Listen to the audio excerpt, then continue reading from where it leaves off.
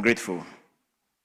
Mr. Speaker, I rise to ask the Minister for Roads and Highways the status of the following feeder roads. Yes, Honorable Minister. Thank you, Mr. Speaker. Dama Nkwanta to Dafiama Road. Mr. Speaker, this road was awarded in 2 phases under contract titled Sport Improvement of Dama Nkwanta to Dafiama Feeder Road, Phase 1, 15 kilometers, and Phase 2, 10 kilometers to sub-base level. The contract for Phase 1 commenced on the 8th of October 2020 and was expected to be completed on 8th of October 2021. The contract was terminated on 14th of March 2025 for non-performance. At the time of termination, the project was 40% physical completion. Mr. Speaker, the contract for Phase 2 commenced on the 10th of March 2021 and was expected to be completed on the 10th of March 2022. The contract was also terminated on the 14th of March 2025 for non-performance. At the time of termination, the extent of work was just 10%. Future program, engineering design studies will be carried out on the remaining works on the road for consideration upon availability of funds. Mr. Speaker, Comfort Chrome to Krobo. Mr. Speaker, this project was awarded under a contract titled Sport Improvement of Comfort Chrome to Krobo Junction, 10 kilometers. The contract was awarded on the 2nd of July 2024 for completion by 2nd July 2025. The project is 30% complete. The contractor is currently not on site, and works have stalled due to delay in payment for works done. Efforts are being made to get the contractor back to site to complete outstanding works. The third part is Yapare to Basa. Mr. Speaker, there is no program scheduled on this road currently. Engineering design studies have been carried out on this road for consideration upon availability of funds. Thank you, Mr. Speaker. Thank you very much. Yes. Any further question, my brother? Mr. Speaker, no. Except to thank the Minister for his assurance. Thank you. Well. Yes. Thank you very much, Mr. Speaker. Mr. Speaker, I get from the Minister's answer and that of previous answers that there are a lot of stalled projects. Will the Minister consider updating this House on the status of rules that have been stalled so that the House... That's a very good question, but I will ask you to come with a fresh question on that. Mr. Speaker, I take your guidance, but because it's following from the Minister's answer... So that's what I'm saying. I'm also looking at it from that angle, but please invite the Minister here on that. So let's turn to question 784. Yes, Honorable Minority Leader. Yeah, Mr. Speaker, I appreciate your intervention on the matter raised by Honorable Kabiru. But, Mr. Speaker, you know, the Minister himself was once upon a time a ranking member. And when he was a ranking member, he was quite vociferous on matters of accountability and clarity. He was the MP who would always ask the Minister to clarify. So, Mr. Speaker, what Honorable Kabiru sought to do was to invite the Minister to clarify the various stalled projects. Which stage? Why have you abandoned some? Or if you have not abandoned, why are some roads at a slow pace? Why is that some contractors have been paid and they have not gone to site, or they've taken mobilization?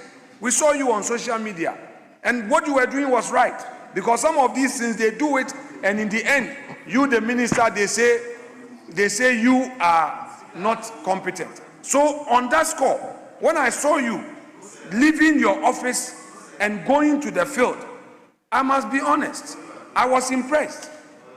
I was impressed because that is the most, the right thing to do as a minister. But Mr. Speaker, because you have ruled, and the right thing is that we shouldn't challenge your ruling.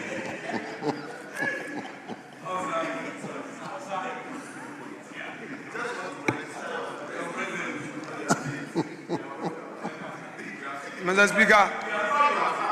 Speaker, we want the young MPs in this chamber to know that the tools available to an MP are at large. The tools are at large.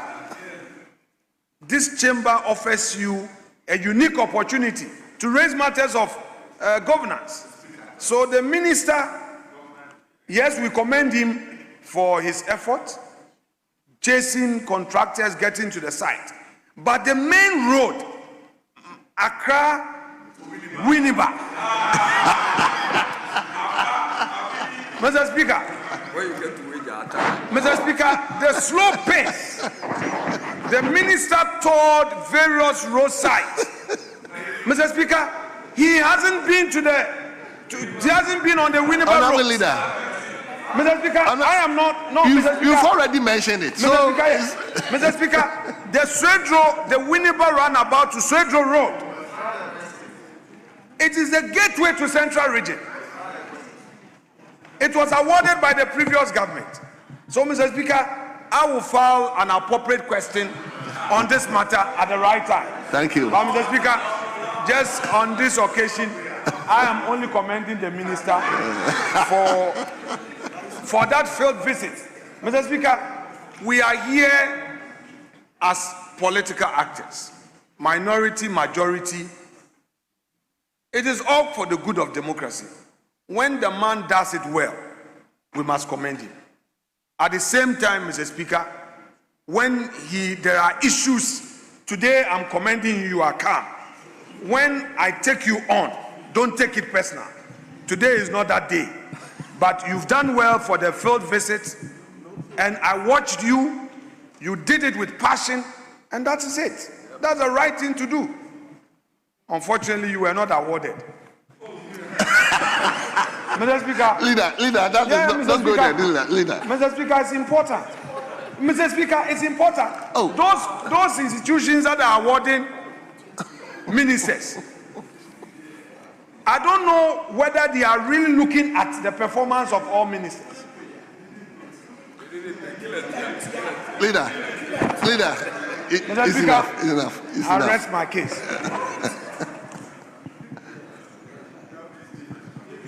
Mr. Speaker, why is the roads minister so calm?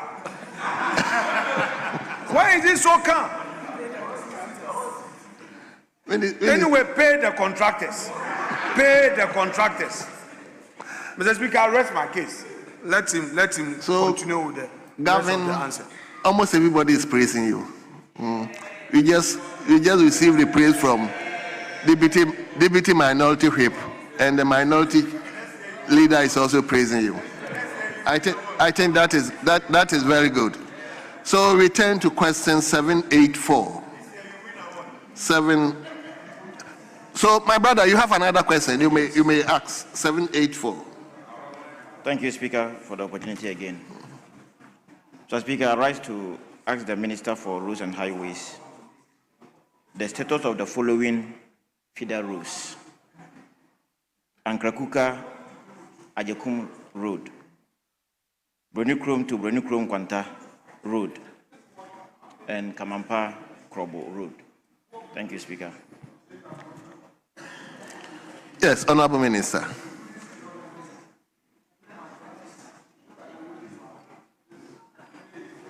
Mr. Speaker, the Nkra Kuka to Ajekum Road, there's no program on this road currently. Engineering design studies have been carried out on this road for consideration of availability of funds. The Brunukrom Nkwanta Road, Mr. Speaker, currently there's no program on this as well. engineering design studies have been carried out on this road for consideration upon availability of funds. Mr. Speaker, the Kamapa to Burkina Road, Mr. Speaker, this has been awarded under a contract title Sport Improvement of Kamampa,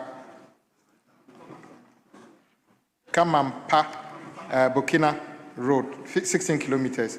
The contract commenced on the 2nd of July 2024 for completion by 2nd July 2025.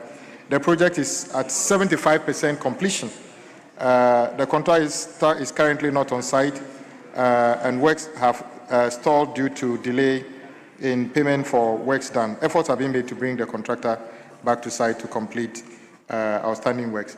But Mr. Speaker, whilst I was here, I think the point raised by my good friend, Honorable Kabir, is a good point. On daily basis, we encourage contractors to come back. So sometimes I may come here and say he's not on site, but by tomorrow, he may be back on site. So it's not a fixed list. It is only when it becomes very difficult that the contractor never turns up that we take steps to terminate. So I can always provide you with specifics on that, and I appreciate the comments by my good friend, the minority leader. Thank you.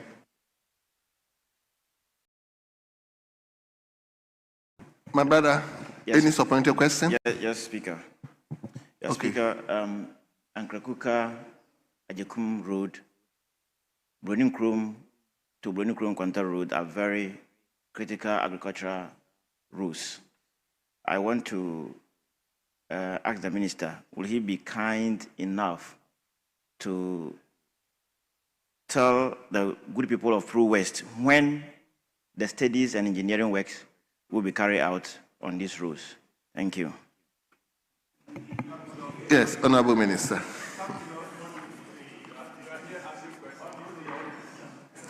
Mr. Speaker, what I said was the engineering design studies have been carried out already.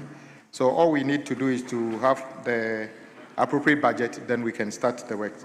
Mr. Speaker, the minority leader raised an issue which is also very critical. The road from Accra through Kaswa to Winneba in recent days has received, I received a lot of dissatisfaction from motoring public in terms of what happened around Akoti particularly.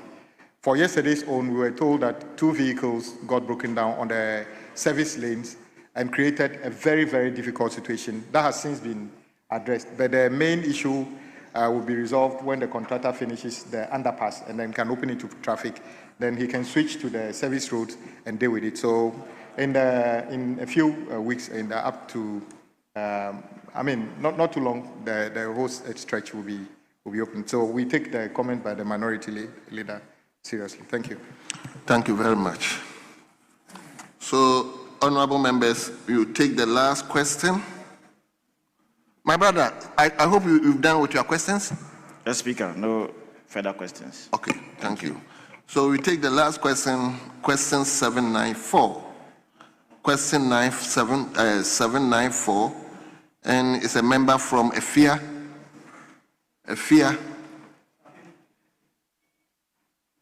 Speaker. So I'm coming.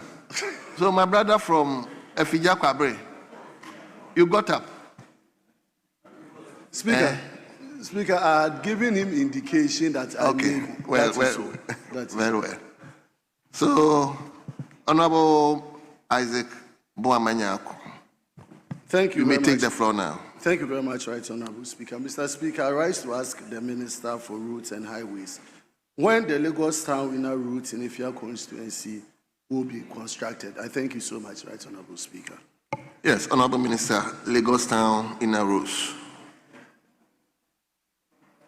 Mr. Speaker, there is no program on this road currently. However, engineering design studies have been carried out on this section of the road for consideration upon availability of funds. Mr. Speaker, I also can say, confirm that my colleague has been to my office and then we discussed whatever step we will take to make sure we get this done quickly, and we haven't departed from that. Thank you, Mr. Speaker. Very well. Yes, Honorable Isaac. Thank you very much, Mr. Speaker. Rightly so, I appreciate the efforts of the Honorable Minister to see to this. But Mr. Honorable Minister, this particular route, as you rightly indicated, engineering works have been done, and it has actually been forwarded to urban routes. It's a 3-kilometer route in total, and I've been on this floor to suggest that all my concerns within Efia constituency put together don't even come up to 10 kilometers. They are between 7 and they are all at various stages of completion. So I'll plead with you for purposes of taking out these small areas that concerns our people, if you could make funds available to deal with this and also to clear the contractor to come to the CDH and the other few routes that don't even amount to 3 kilometers. I thank you, Mr. Speaker. Yes, Honorable Minister. Mr. Speaker, point well taken. Thank you. Thank you. Honorable members. Yes, Leader. Speaker, this is just a friendly request to my respected colleague. Speaker, the Accra-Kumasi road, especially the Pokwase and Sawam portion, I would plead with the minister to ensure enhanced supervision on that road. The situation is quite precarious, and all we have is our lives. So if Honorable Minister will see to it that the contractor moves with some level of speed and ensure that the road is more traveled. Mr. Speaker, that is my humble. Well. So, Minister, before I will discharge you, can I also find out the situation of Amia Kwanta Kokobeng Road? Yes. Anybody who asks me to file a question, that yes. Minister, can you tell us something? Mr. Speaker is not asking a question. He is trying to get an explanation as a public interest, inquiry. And Mr. Speaker, indeed, there are 2 contractors working on some major exit and entry point to Kumasi that we needed to work with. One of them has started work the beginning of the week. We are encouraging the other one to start work as well. So I know the situation you're talking about. I've been there myself on a number of occasions.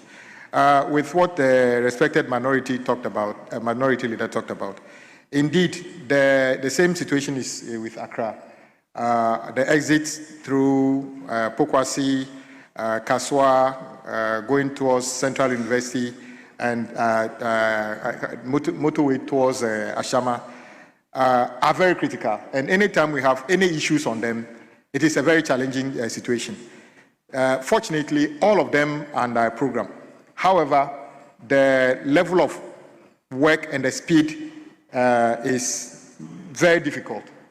On record, the motorway contract is ongoing. And on record, as of this morning, we don't owe the contractor any amount of money. All outstanding claims have been settled. The same applies to what my leader is talking about, Pokwasi. As of this morning, I don't have a certificate outstanding on that project as well. We would endeavor to continue to encourage the contractors working on this project to hurry up. The motorway to Central University, part of it was approved in this house, is stalled because of the debt situation. We are back on site. Hopefully, we are still hoping that end of 2027, those sections should be completed. The same applies to, Ashama Runabout towards Akosombo, also approved in this house. Unfortunately, the debt disturbed it. However, that contractor continued to work, though at a slower pace. We are working together with the German government and other partners to ensure that the funding is secured so that the contractor can continue working. So we do appreciate the fact that when you are exiting Accra through those routes currently, especially at weekends, it is not something that anybody is happy about. And we are working to make sure that we can address those in the shortest possible time. Thank you very much. And I thank the minority leader for raising this. Indeed, I think it's a public interest concern he raised. Thank you, Mr. Speaker. Thank you very much. Honorable Minister.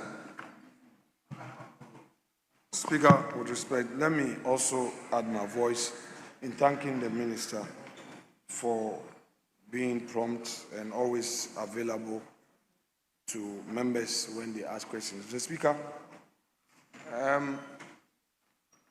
if there are concerns in government, it is us here who must raise them, especially we, the minority. Ordinarily, it is not expected that those in the majority side will publicly raise concerns, because when these concerns come, you can raise them in-house. But Mr. Speaker, what is happening at Gold Board is a serious concern. Mr. Speaker, one of my colleagues tells me that a question was filed for the Gold Board Chief Executive to come, yes, to explain certain transactions. Yes, Mr. Speaker, I am appealing to the majority chief whip to ensure that the Gold Board Chief Executive appears before Parliament to answer questions in respect of certain procurements. Mr. Speaker, issues have come out in the public domain in respect of Gold Board. Leader, can I Mr. discharge Speaker, him? no, I am there. He is going. So let me... Before I raise the issue, very well. Very well, Mr. Speaker, very well. I thought you discharged. So, honorable members, on behalf of you, I think we are all happy with the way Kwame is doing his work, and we will encourage him to go on with that. Honorable Minister, you are discharged, and we are grateful for attending upon the House. Yes. So,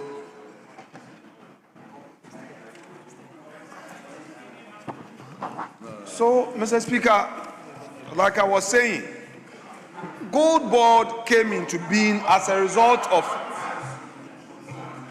an enactment by this House. So it must account. So, Leader.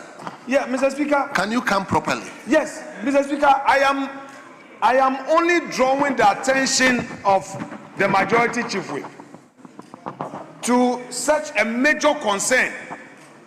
A member has filed a question demanding answers from Gold Board. Mr. Speaker, the huge losses that IMF reported, over 9 billion.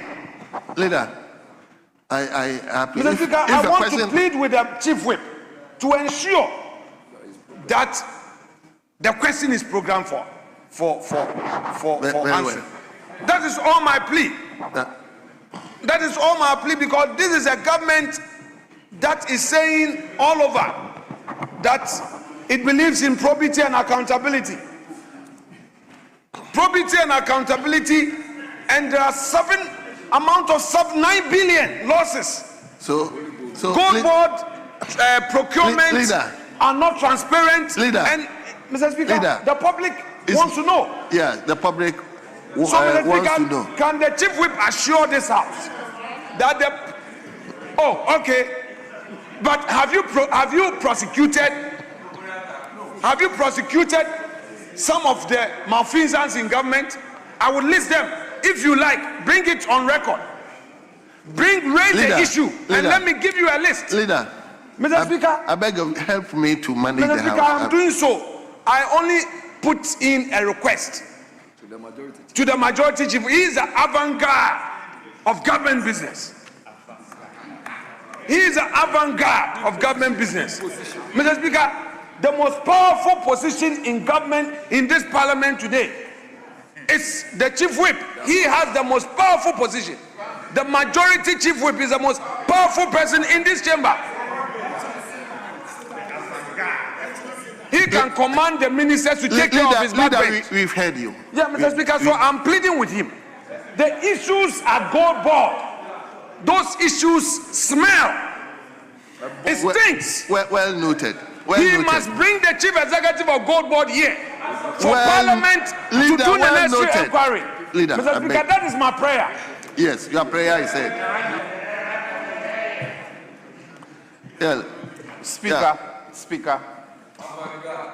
Indeed, we must assist you to manage the House. Yes. And indeed, before he arrived, before the minority leader arrived, I prayed that as leaders, we should be operating squarely within the rules, so that when our backbench, when they misstep, then we will have the moral authority to guide properly.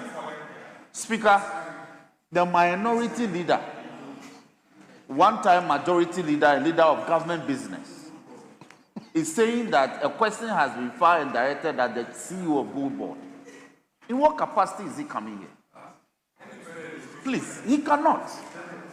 So first of all, within the terms of order, Speaker, within the terms of order 79, the Gold Board CEO cannot be invited here to respond to questions. It's not the head of a constitutional body. The Gold Board is a creature of statutes. His agency serves under a certain ministry. So it is the minister who must come to respond to the questions. Speaker, so if the question indeed has been filed and directed at him, the minority leader should get the member to redirect the question at the appropriate minister. But Honorable, you quoted section 79. Yes. Yes. So I believe Gold Board can be placed as independent constitutional body. No. Gold Board is not can't we an place it like? independent. It's not an independent constitutional body.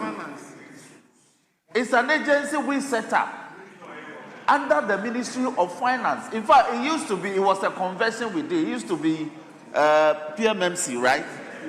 Yes. So it operates under the Ministry of Finance. So first of all, the question, if indeed is directed at the CEO, then it's a misdirection. So it should be redirected to the Ministry of Finance. Then he would gather the information and come to respond. The Minister of Finance is a former leader of this House. But you see, Speaker, he's gone to town once more against the Gold Board and said all sorts of things unfounded. Procurement breaches have occurred. His procurement are not clear and all that. Mr. Speaker, so we want to plead with you that the majority leader should desist from this often attacking the Gold Board and calling it all manner of names. Indeed, we are a product of probity and accountability, and we live by it. We subject ourselves to probes, and we stay to account. You don't run away. We do not abscond to anywhere. We stay. So we are ready. So, Mr. Speaker, on this note, may we move to the next item on the order paper. So Yes, before leader, let me. He's had his bite. Leader. Mr. Speaker, please bear with me. Please bear with me. Mr. Speaker, I want to plead with my colleague.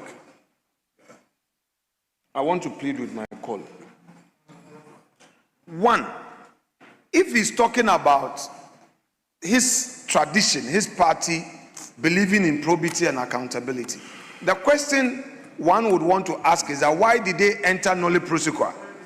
To discharge, to free all those people who were being tried. Leader. They withdrew all of them. Two, Leader. Mr. Speaker, he is wrong in saying that it is the finance minister who must come here to answer questions for the Gold Board chief executive. Nobody has attacked. He's been using the word attack. Attack. When we are raising an issue of governance, don't say that it amounts to attacking. We want individuals to account. The chief executive of Gold Board, when he was a communication officer, was he not holding ministers to account? So please don't go there. For instance, the Honorable Amakofibua, the minister, he's supposed to bring mining leases to Parliament for ratification. Should we go and force him to do that when it is his responsibility? These are matters, when we raise them, we say it's personal. He is a minister responsible for mines and natural resources, lands and natural resources. You sign a lease agreement. Doesn't he know he should bring it to Parliament for ratification? When a parliamentarian raises it, you say that it's an attack. Mr. Speaker, it's within our right to ask a question directed at the Chief Executive of Gold Board. He must appear before Parliament. Mr. Speaker, we will do the inquiry at the table office. We will make sure that the table office gives us evidence of transmission. We will do the right thing. We will follow up. But I want you to know, as leader, avant-garde of government business, it's your responsibility to get in touch with the Chief Executive of Gold Board to do the right thing. You know, Mr. Speaker, you know. Honorable members. They are supposed to ensure transparency in procurement. Honorable members, please, let me at this juncture acknowledge Announce the presence. Speaker, indeed, the Gold Board's accounts have been done by the Auditor General, and it's been presented to this House and referred to the Finance Committee for consideration. Their annual audited account has been done. So, Mr. Speaker, this penchant to go after the Gold Board at every opportunity, Mr. Speaker, the minority leader. Well. You must desist from it. I will get in touch with Sami Delphi, whatever it is, I'll get in touch with him. Yes. Honorable members, please, let me at this juncture acknowledge our visitors at the public gallery. We have in our midst Abui Anglican Basic School. They are being led here by Billy Hayden Akozu, who is a teacher, and the school is located in Akuapem South constituency. Your number is 68. You are welcome. The second group is Agotomi. What's the pronunciation? Agotomi Ziope Assembly members.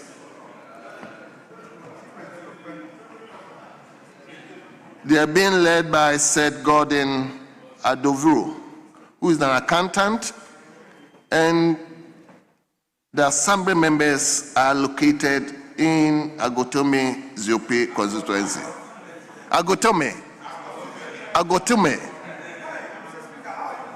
Hey, don't come here. Don't come here. So you are also 18. The third group is St. Philip's Catholic School. They are being led by Reverend Sister Elizabeth Echa Adubofo, who is the headmistress, and the school is located in the Obuasi East constituency. Yes, I've seen the MP here. So you are also 100 in number. And the last group is the University of Ghana Business School. University of Ghana Business School. They are being led by Dr. Millicent Riafe Quegan, who is a lecturer, and the school, or the group, is located in the Ayawaso West Wagon constituency. You are 16 in number. So you are welcome. We wish you a pleasant stay in the presence of Parliament. We wish you well. So, leadership. Speaker, may I pray for leave to make a short statement to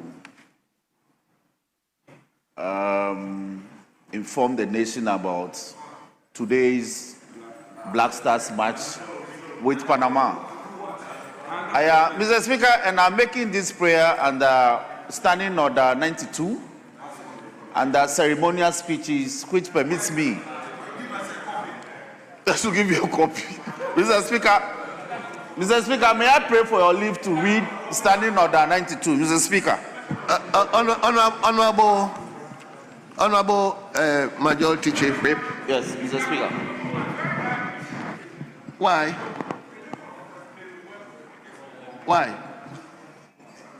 Honorable member for okay, why? This is a national issue. But I would have wished, Yes. the clerk to Parliament informing that there are jerseys. Yes, Mr. Speaker, they are en route to the house. So as soon as the package arrives, we'll distribute them to members. I would have wished that the package is here before the statement is made. Speaker, We should go on. Yes, let's go. Okay. Mr. Speaker, I'm not opposed to his application for leave, save that even in the distribution of the jerseys, they have already shared it to their members. They're very discriminatory. Everything partisan. We have to buy our own. We have to look for money to buy our own. Mr. Speaker, they have shared it to their members. The chief whip is wearing his colleagues, you've already given it to them. Mr. Speaker,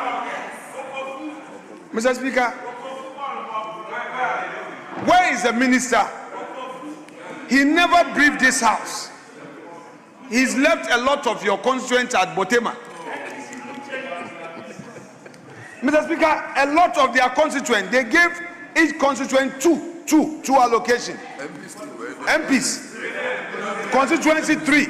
So every constituency 5. They are at Botema. They are complaining. Is it true or not? Can we all go to Botema and check? Honorable Minority Leader, I think this issue has been addressed. Very well, Mr. Speaker. If so, then let's forget about it.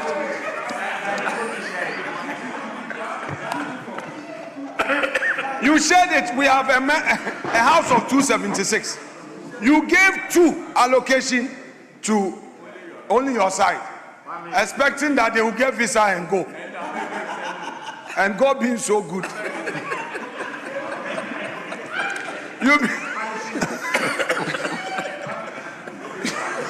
You were discriminatory. Mr. Speaker, they did the same for the police, immigration, fire service recruitment. But we serve a living God.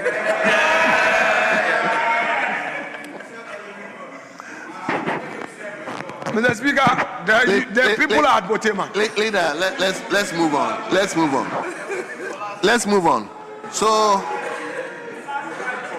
So before you read your statement, indulge me to also acknowledge American missionaries.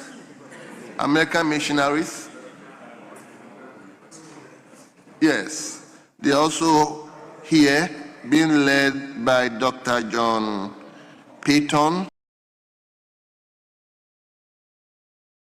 who is a missionary leader, and they are 9. You are welcome, please. So, Honorable Majority Chief Whip, you may read your statement now. You have the floor. Speaker, I thank you for the opportunity to proceed to make this statement in pursuance of Order 92. Speaker, today, God willing, at 11 p.m. Ghana time, our beloved Ghana Black Stars will be locking horns with the national team of Panama in faraway Canada. Speaker, we as a people, sports, in particular football or soccer, is one social event that unites all of us, notwithstanding the occasion. Even if we are throwing festive course, and there's news about soccer, we stop fighting and take interest in it. And so on this day, I making a very brief statement to galvanize the entire nation, to throw their support, moral and spiritual, behind the national football team, the Black Stars. Speaker, the Black Stars have a very interesting history. Black Star was originally called Goku's 11. And sometime in 1951, just after the general elections when Nkrumah became leader of government business, he sponsored them to tour the UK.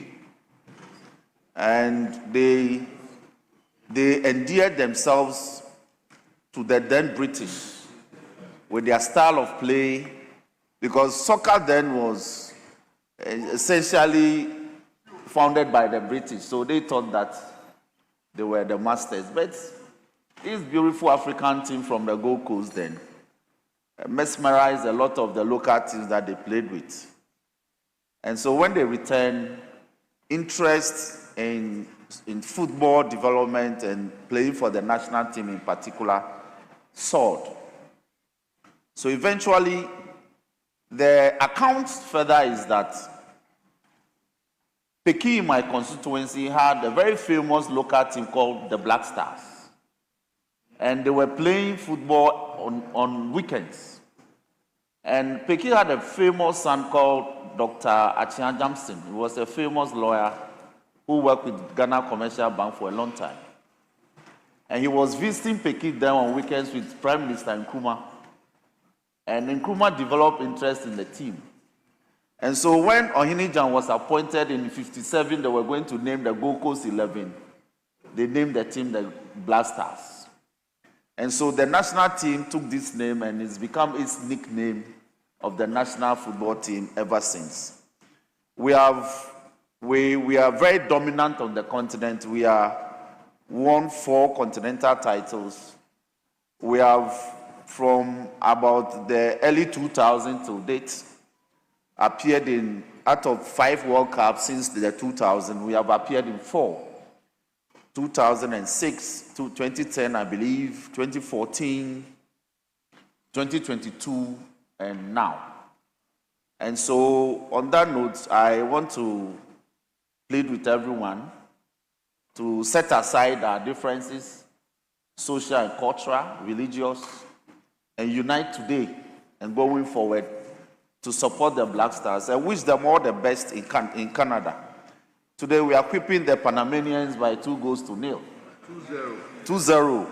Yeah. And I'm sure that when we do that, we return to Boston, we will be ready to face the English, in which we will look like the decider for the group that we belong to. So, Speaker, on this note, may I urge the entire nation to support the activities of the Black Stars.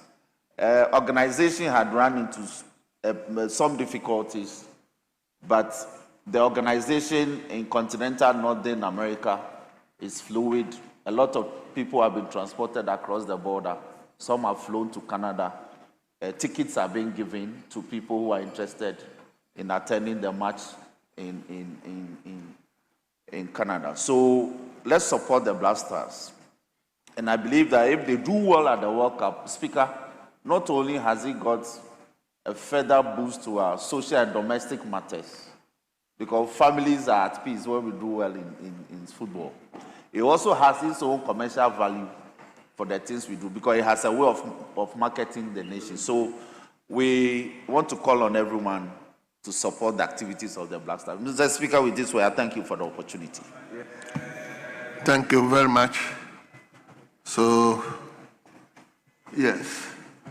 Let me start with the one with the brass Ghana flag around the neck. What's my friend? Thank you, Mr. Speaker. I am grateful and also thankful to you and the maker of the statement for reminding us and the entire country that today is a day that we must be patriotic. If we have our differences, Mr. Speaker, the Black Stars game today must unite us. The Black Stars games today must bring a sense of purpose. It must remind us that even though we have our differences as a country or people, we are rallied behind the flag and behind our men and women who hold our flag in international platforms and stages. The Speaker, I want to also let the men who are gallantly representing us today in Canada know that even though some of us are not with them, we represent our people, the good people of Bosome in Ghana, to support them in spirit. The Speaker, our prayers and our thoughts are with them and want them to know that we have always been proud of them. We've always known how they've fearlessly fought to raise our flag so high. So, Mr. Speaker, we support the Black Stars. Mr. Speaker, I will not have any predictions, but I believe that today we should have the maximum 3 points from the game we are going to have today. The maximum 3 points. Mr. Speaker, from records and from the FIFA standards, our group, in fact, it appears as though we are even the weakest link when it comes to our group in terms of the FIFA ranking. But we believe in our minds that Panama is the weakest link we can have in our group. So, Mr. Speaker, it is important that we score Panama today to have the maximum 3 points today.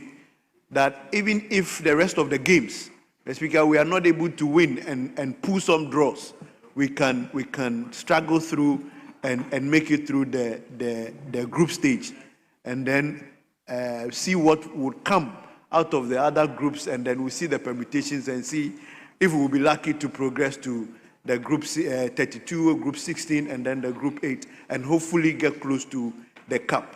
The Speaker, I would also use this opportunity to ask that the President, John Dramani Mahama, formed a committee, and in this committee he carefully selected ministries and ministers that's responsibility was to take care, manage the team successfully, take them to the cup and bring them back.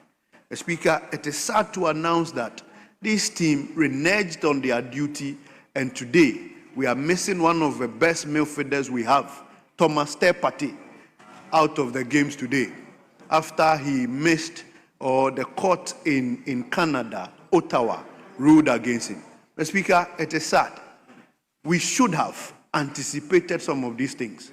Mr. Speaker, it is the reason why the President, in his wisdom, formed this committee and then invited or placed key ministries in this committee to take care of some of these things. Mr. Speaker, we should have envisaged that we have a player who have some international challenges.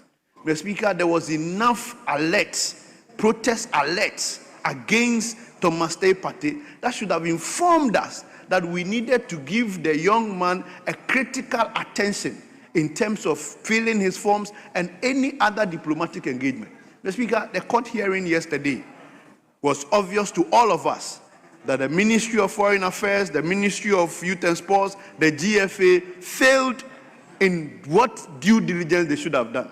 Mr. Speaker, if you knew you didn't fill the young man's forms well, why proceed to court? And it is the reason why I always say that, Mr. Speaker, it is important to engage, which is important to do more of the backdoor or backroom consultation, backroom engagement, than always running to the social media. It won't help us. Mr. Speaker, if we really want to get results, there are things that we must selectively deal with them quietly than always running to social media to score cheap political points. Mr. Speaker, with these few words, I thank you and then wish the Black Star team well. Thank you.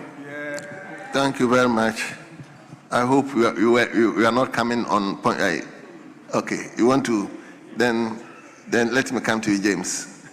Thank you, Mr. Speaker, and let me commend the maker of the statement, the Chief Whip, for wishing the Black Stars well. And Mr. Speaker, I also wish the Black Stars well. The Black Stars have the pedigree. If you look at our outings, so far as the World Cup competition is concerned, the Black Stars are amongst the best performers at that tournament on the African continent. At least we managed to make it to the quarterfinals, and Mr. Speaker, I can count Cameroon, Senegal as the other two African countries who have made it to the quarterfinals. But Morocco actually broke the quarterfinals record by making it to the semifinals. Ghana almost made it to the semifinals. Unfortunately, our quest to make it beyond that level was disrupted by Suarez. So, Mr. Speaker, we have the pedigree, and I have the conviction that the Black Stars would rise to the occasion and make us proud, even though we go to this tournament with a depleted squad. Mr. Speaker, Kudus, unfortunately, is injured. Jiku is injured, as well as Salisu. These are three players who are actually part of our first team selection. Unfortunately, they are injured. As for Thomas Partey, Mr. Speaker, I think that it is regrettable that Thomas Partey cannot participate, at least in our first encounter with Panama. And listening to my colleague, I don't know exactly why he believes that the FA should bear some degree of responsibility for the unfortunate troubles that have befallen us in terms of Partey's participation in the Panama game. Mr. Speaker, the courts in Canada have made a judicial decision based on their domestic laws.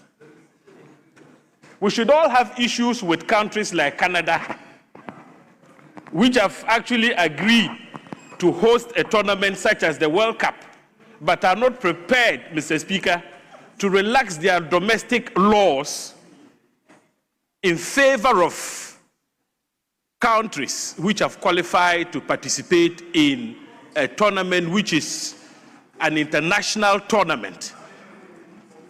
They want to invoke their domestic laws and have actually sought refuge under those laws to deny Ghana the privilege of having Thomas Partey represent us. These are matters that should be taken up at the very highest level, even at the level of FIFA. And Mr. Speaker, I must say that I am a bit disappointed that FIFA has not been able to forcefully intervene in a matter like this, because this is an international competition. Thomas Partey is not a convict. If Thomas Partey had been convicted, Mr. Speaker, he wouldn't have been able to travel to the United States in the first place.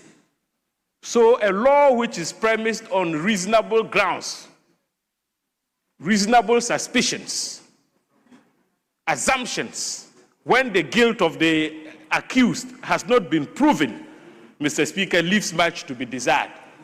So I think that as a country, we should express our disgust and our unhappiness about the way the Canadian authorities have handled Thomas Partey's case, rather than assume some degree of responsibility, as my friend, the Honorable Asaf Adjei, would want us to believe that Thomas Partey's woes are partly attributable to somebody failing to complete a certain form properly. So, Mr. Speaker, let me once again wish the Black Stars the best of luck in today's competition. I believe we have young talent, young players who would rise to the occasion in the absence of their senior colleagues, such as Thomas Partey, Jiku, Kudus, and Salisu. This is the opportunity for them to excel and register themselves on the world stage. You are not listening. You are not listening to me. You are not listening. Mr. Speaker, teams are watching.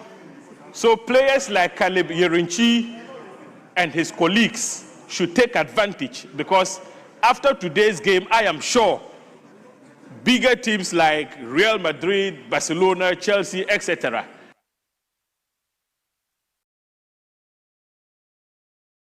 Thank you very much. Yes, let me come to Okre. Thank you, Mr. Speaker. Mr. Speaker, I'm also grateful for giving me this opportunity to comment on the Black Stars and also to commend our Chief Whip for making this statement. Mr. Speaker, my constituency, Okre, and the entire Akuapem area has also contributed immensely to the development of soccer, particularly in the Coast Division, and so has been a backlog where most of the teams in Accra here draw players from. Mr. Speaker, you can't talk about football in Ghana without mentioning Dewu Sports Stadium and Dewu United, which is in Okre. And you can't also talk about football in Ghana without talking about some legends that have come and helped this nation. And the Chief Whip gave some history. So you can tell that in the Akuapem area, we've also produced a lot of legends. And that is why it's important that I find my name in the Hansard when we are talking about Ghana Black Stars and football in this country. We all want to wish the Black Stars well. I joined the many Ghanaians and my constituents to wish that this Panama game should be a walkover. And so yes, I may not make a prediction, but what is important is that it's a must win for Ghana Black Stars. The Speaker, walking through town and coming here, you can tell the euphoria. And if there's any moment that the youth of this country need a win from Black Star, it is now. It is now that the youth of this country need some enjoyment, some brief stress relieving, knowing very well that the 1-3-3 now will turn into a Black Star formation so that we can enjoy ourselves as a football nation. We all agree the importance and how football is able to unite us. Mr. Speaker, you can see everywhere in the country the flag of Ghana being hoisted or the beautiful Kweku Anansi designs that have won the best designs for this World Cup being adorned. And that alone gives some form of nostalgia, some form of stress relief and hope. Mr. Speaker, some of us, you can tell, everybody, it's been a long time you saw the Ghana flag being hoisted on our cars and all that. When we were young, you could, whenever Black Stars was going to play, you can tell the euphoria. In fact, everywhere in this country. And we hope that this match will be a win for this country so that we can have this feeling that Ghana will bring to us. Mr. Speaker, let us also pray.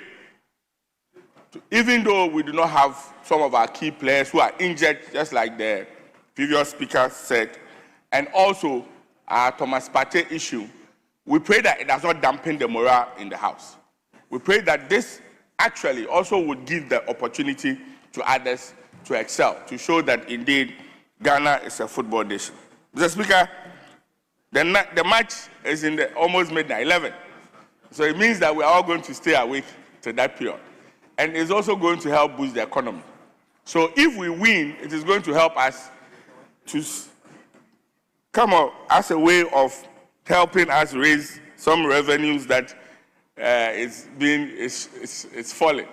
As Mr. Speaker, I am very excited to be given this opportunity to make this contribution to this statement. And I want to once again join the many, many Ghanaians to wish the Black Stars well, not to dampen their spirit, to pray that the good Lord will strengthen them and make sure that they have victory for Ghana and for Africa. Thank you very much. With these few words, I end my statement. Yes. No, let me give the opportunity to Hajia, the lady first.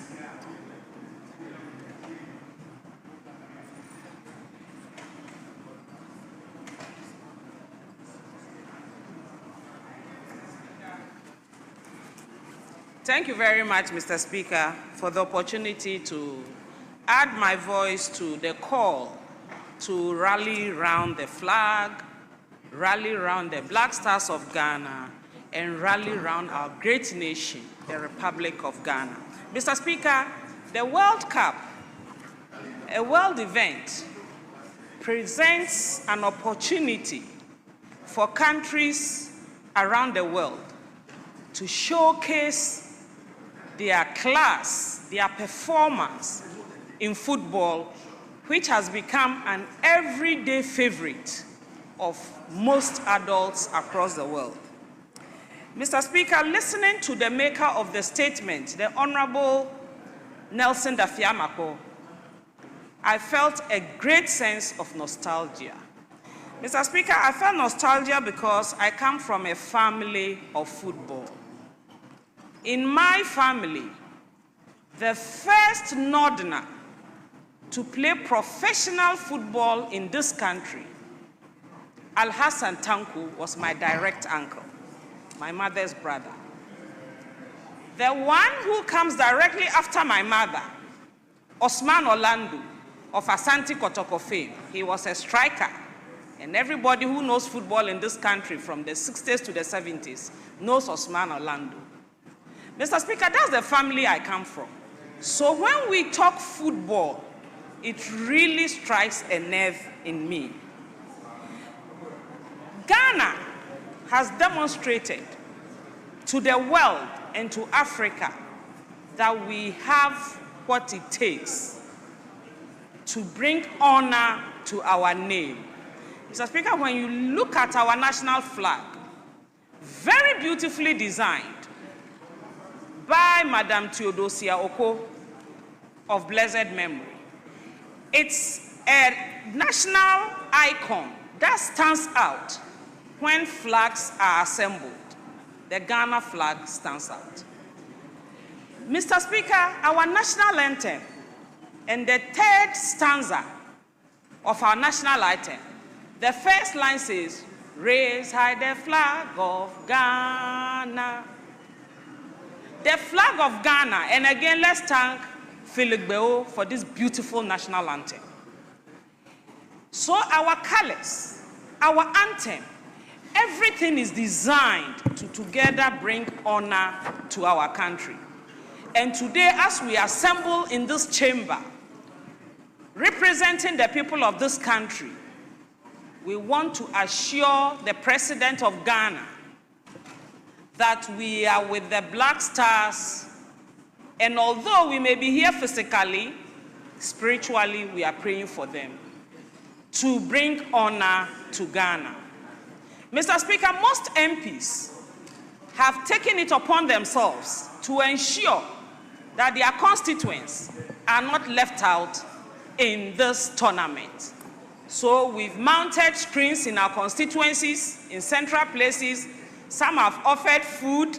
And let me mention my colleague, the Honorable Deputy Minister of Agri. Maybe because he's Deputy Minister of Agri, he's providing kenke and shito and fish for his constituents to watch the World Cup on light screens. Those of us who can afford kenke are affording drinks for our constituents, so that together we all celebrate this big sport tournament and pray to Almighty Allah.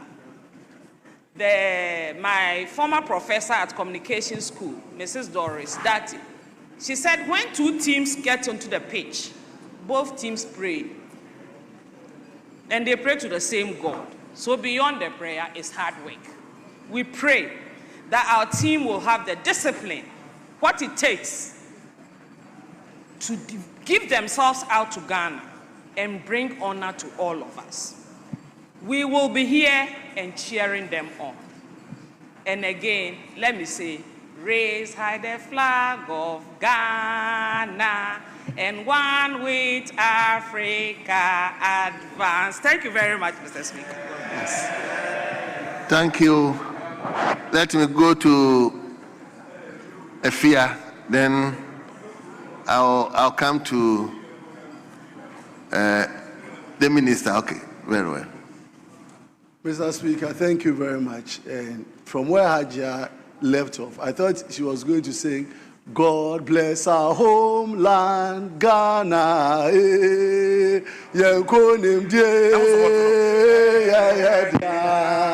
God bless our homeland, Ghana.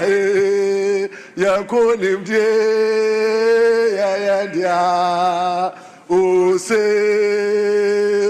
say, Black Stars say, forward ever say. Mr. Speaker, this is the morale that we have to go into today's game in faraway Canada. The Ghana Black Stars is noted, Mr. Speaker, in showcasing our talent when it comes to football, particularly at the Global Mondial. We showed what we could do in 2006 in Germany, where everybody remembered the likes of Sule Muntari, when we saw Asamoah Gyan score that classic goal against US, and then all of that. You know, where Stephen Napier, the Capito, was there marshalling the midfield. And then we come to 2010, South Africa. We saw how we went very far. Unfortunately, post-2010, our confidence in the Black Stars keeps on dwindling. There's much, we don't appear to have much expectations and hope for the Black Stars these days. But having made it to the World Cup, having just succeeded to get to the World Cup, it's a clear indication that Ghana is capable of winning its games and moving to the next stage of the competition.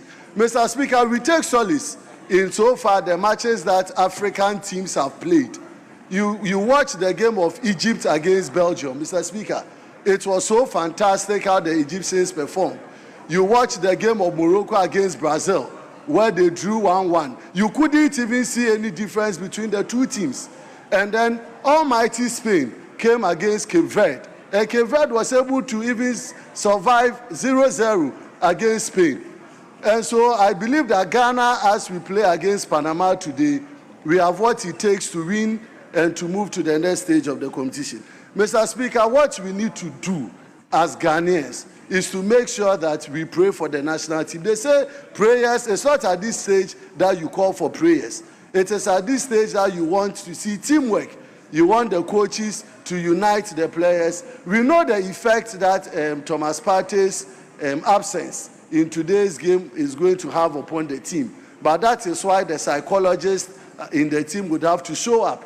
That is when the coach has to also encourage the boys to rise above all of these challenges so that at the end of the day, Ghana will make it. We have seen this before, and as I said, Mr. Speaker, Ghana is obliged to win. We don't want to get to the stage, Mr. Speaker, where we begin to do calculations. So we lose against Panama, and then our next match, we are waiting to see who will draw and who is going to win again. That wouldn't help. At this stage, all that we are saying is that Ghana has to go all out. We need to win the match against Panama, and then look forward to winning against USA, and even making a good presence against England. And without much, Mr. Speaker, Ghana should advance to the next stage. I want to encourage all of us as Ghanaians. I can see our young ladies and gentlemen at the gallery, all in high hopes. I believe that at the end of the tournament, they will be able to single out some few Ghanaian players who were able to make Ghana proud. Mr. Speaker, without more, I want to thank you for the opportunity to contribute. Very well. Okay, I'll come to you. I'll give all of you the opportunity to speak. Let me deal with the Minister. Minister for Education. Mr. Speaker, let me thank you for the opportunity and to comment the maker of the statement. And Mr. Speaker, to also use the opportunity to wish the Black Stars of Ghana, the gallant Black Stars, the best of today against Panama, and to urge them to go into it with discipline, with focus, and to be assured that the country is standing strongly behind them. Mr. Speaker, I just got back from Kukrantumi this morning with the honorable member for the area, Nana Yao Ampao. And on the streets, you see Ghana. The passion that unites the country is football. And therefore, it is no accident that Excellency, the Vice President of the Republic, Professor J. Nana Opoku-Agyeman, is in Toronto on behalf of the President and on behalf of the good people of Ghana to add to assuring the Black Stars that Ghana stands with them. But Mr. Speaker, whilst we are at it, I think it's also important that we improve our own football management in the country. And Mr. Speaker, let me use this opportunity to commend Mr. Speaker Bagbin. You know, recently he brought in Sutherland Football Club as part of his exercise of what you call parliamentary diplomacy of Visit Ghana.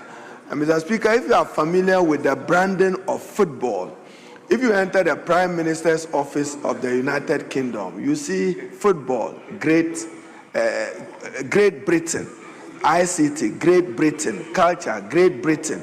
They have been able to brand their football well. Ghana, our league, I'm in it just like your Asante Kotoko. You are not happy the last time that my team Karela beat up Kotoko. I'm full-time investor in football. I ran Karela, I ran Steadfast United. Mr. Speaker, the winger Fatah Isahaku is my product. I'm now producing a young lad who is 15. He's been to Monaco. He's now coming from England and the training. But Mr. Speaker, we have to deepen the competition. So I'm liaising with the Minister for Youth and Sports to reignite schools, colleges, and universities sports and to focus on football so that we can identify potential. Mr. Speaker, it's huge business today in football and the export of players itself, apart from the young people having their talent. But Mr. Speaker, what Ghana needs to work on is officiating. Our officiating is very bad.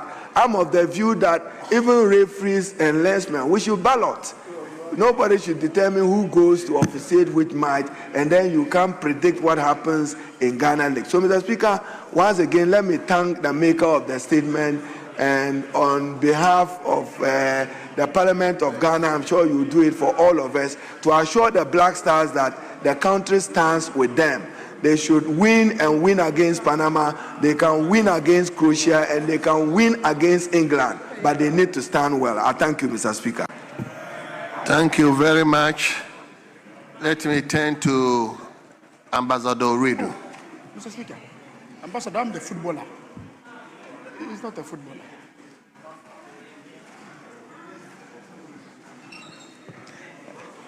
Mr. Speaker, thank you for ignoring my senior colleague, because we used to play soccer during our days. Mr. Speaker, Black Stars, having qualified for this tournament, of course, brought a lot of Ghanaians together. And then if you see the pitch, the fever in town since this morning, as I drove from home to Parliament, you see a lot of people, a lot of Ghanaians with high expectations. Retailers going around selling their wares, selling their t-shirts, selling their Ghana-made flags, Ghana jerseys, and then people buying. The euphoria is there. Mr. Speaker, there's no better way to market your country or to brand your country than to represent your country individually and collectively at that penultimate ultimate stage, the World Cup. So people who get the opportunity to do that do represent themselves and that of the millions of their citizens. In countries like Africa, African governments tend to support such causes because, Mr. Speaker, when you do that and then the national teams do well, they tend to cloud over some of the inefficiencies that's happening in your country. So if the Black Stars do well, of course, people will not talk about the inefficiencies that have arisen as a result of the flooding in Ghana. If the Black Stars do well, people will not talk about the agenda, will not talk about the unemployment situation, the unemployment situation in Ghana and the 24-hour economy that is failing to the extent that people are not ready to talk about. If the Black Stars are doing well in Ghana, people will forget about the high water bills. People will forget about the high electricity bills.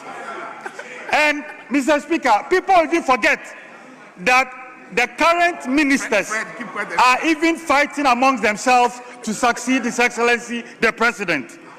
So, Mr. Speaker, government put a lot government put a lot into making sure that national teams do well. Mr. Speaker, one thing that has happened, something that's happened over the last 24 hours, is the failure of the authorities to get Thomas Partey in Canada. Mr. Speaker, the question that arose yesterday was when the application form was being completed. The question was, have you ever been arrested before? How can somebody, a protocol officer, the Ministry of Foreign Affairs, the Ministry of Youth and Sports, the Ministry of Finance that have been put together as a tripartite to make sure that Ghanaians and then the football players are sent to this World Cup, sleep on this question and then answer no? How? How can they say no? Because we've all seen on TV that the former player was at least arrested. So how can people answer this question and then say no? It meant that somebody slept on his job. Mr. Speaker, I still think that with what we have, with the team currently in place, we can still do well. I'm urging Ghanaians to put away, that perception, because I've heard people say that they are even prepared to pay losing bonus. Mr. Speaker, I don't think that's right for us. We would have to be together in this enterprise. Support the Black Stars with all our might and with all our heart, and ensure that this evening we beat Panama. Mr. Speaker, with these few words, I thank you for the opportunity. Yes. The Honorable Emmanuel is the senior most. Thank you, Mr. Speaker. So, Mr. Speaker. Honorable members, please advert your mind to 93.5. These are comments, and the comments should not degenerate into debate. Please, let's comment. Today is the day that we should all unite as a nation. So let our commentary be something that will rally all of us together. Yes, Emmanuel, let's hear you. Thank you very much, Mr. Speaker. Mr. Speaker, football, we all know, is a passion of the nation, and football unites all of us, irrespective of your background, whether politically, religiously, or socially. It unites all of us. Mr. Speaker, Ghana has qualified for the 2026 World Cup, which we're all expecting that we will bring the cup to Africa and to Ghana this year. Mr. Speaker, there are others who think that we cannot bring the cup to Ghana. But I strongly believe that if the Black Stars put their hands to the wheel, they can bring the cup to Africa for the first time. And Ghana, the President of the Republic, will hold the cup. The cup will come to this floor and we will kiss this cup in this country. Having said that, Mr. Speaker, the mishap that we all experience that happens to our midfielder should not have happened at all. Others have spoken about it. But I think that it's a lesson for all of us to learn and make sure that it does not repeat itself. Having said that, Mr. Speaker, I am a religious person. I believe in one thing. Colleagues are talking about let's pray for Ghana. Can we all, with your indulgence, stand and say a prayer in this house for the Blasters so that they can bring the cup to Ghana? With your indulgence, with just 2 minutes prayer for. If you are a Muslim, you can do your Muslim prayer. If you are a Christian, you can do your Christian prayer. If you permit me, Mr. Speaker, I want to pray for the Blaster. Well. My understanding is that once we say the omnibus prayer, okay, it caters for everything. Okay. So let's finish all the commentary, then we can probably take that one. Thank you. Yes. Let me go to Honorable Collins Admarco. Fred Agweno. Thank you, Mr. Speaker. Mr. Speaker, I recall my days on campus. I was the captain of the University of Ghana soccer team. And Fred Agbenyo was our referee. Fred Agbenyo. The speaker, Fred Agbenyo, used to chase me around to beg me to come and play football on campus. Fred Agbenyo. As for Edem Agbana, when I'm playing, he's always on the sideline cheering me up. Edem Agbana. Yes, when I'm playing. I was then the captain of the University of Ghana soccer team. Commonwealth Hall, Vandals. Fred, he was the referee. Unfortunately, Mr. Speaker, he was always against me. Who was always against you? Fred Agbenyo. What about Abena? Fred Agbenyo. He was the referee. Even if I scored the goal, Fred Agbenyo would tell me it's an offside. Fred Agbenyo. As for Edem Agbana, I told you, Mr. Speaker, he used to cheer me up. He would be on the sidelines and be cheering me up. Call it. Mr. Speaker, I know we had a very shaky preparation. And even the timing of our current coach, very, very short period. But I'm very confident that our guys are going to do us the honors. And today, I believe that we are going to win by 2-0. 2-0. I side with the majority chief whip when he said that today we are going to win by 2-0. I am very, very optimistic. I know other people are cautiously optimistic, but I am very, very optimistic. I wish the team very well. We pray with them, we pray for them, and I hope that at the end of the day, we will all have, we'll be laughing at the end of the day. Thank you, Mr. Speaker. Thank you. Everybody will be given the opportunity. Let me go to Thank you. Adam. But Adam, before I allow you to speak, today, your issue came up. Who did you give the power of attorney to today? Because you had a question, and Frank Ajay stood up that you have given the power of attorney. Then Honorable Asafoye also stood up that you have given the power of attorney to ask the question on your behalf.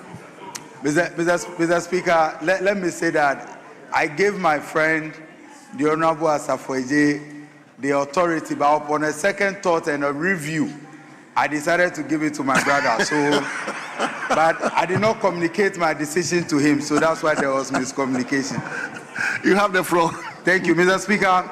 Thank you for the opportunity to comment on this very important statement. And let me commend the maker of the statement for raising or delivering such an important and timely statement at this time.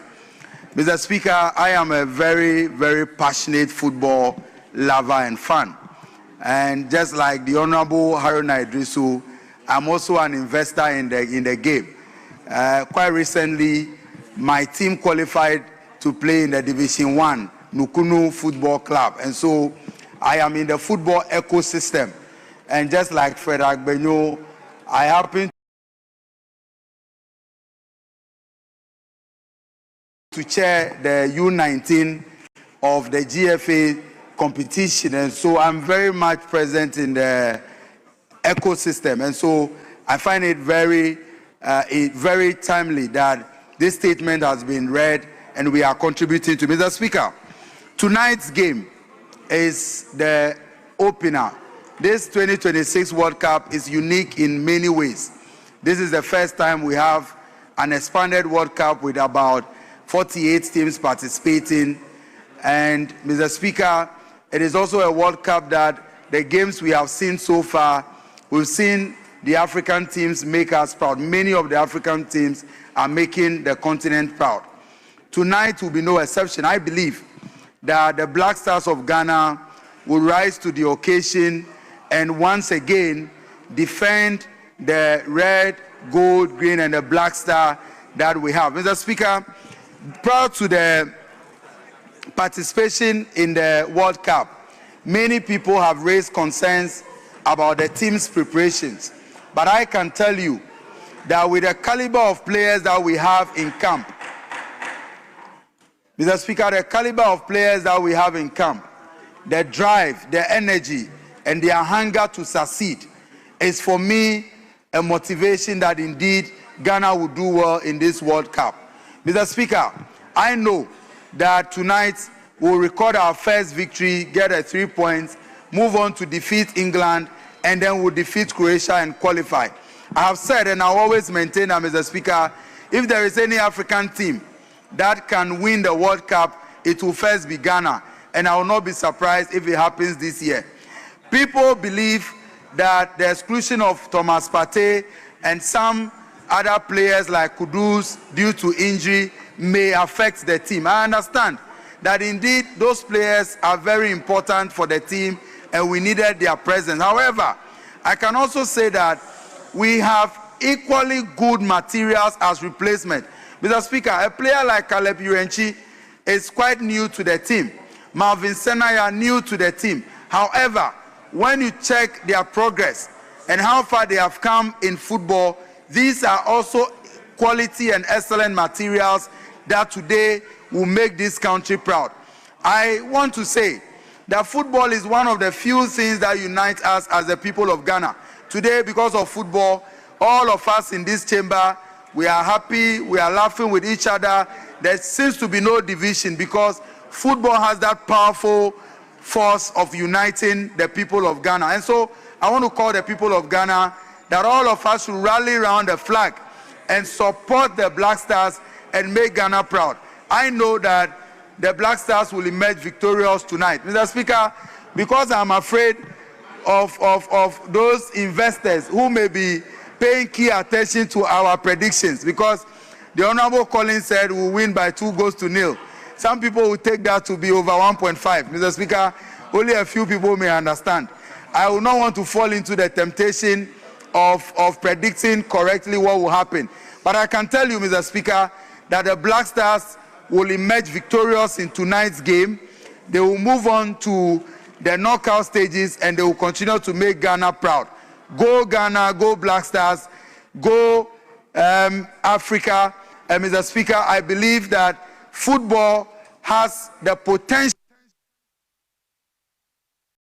Thank you very much. So let me go to Honorable Member for the people of Guam, the Guam Republic. Thank you very much, Mr. Speaker. Let me start off by thanking and commending the maker of the statement, the majority leader. Mr. Speaker, for a very long time, I've not seen the kind of euphoria that I've seen around the Black Stars with the commencement of their match today. It tells me clearly that, Mr. Speaker, the people of this country loved football and they loved their national team.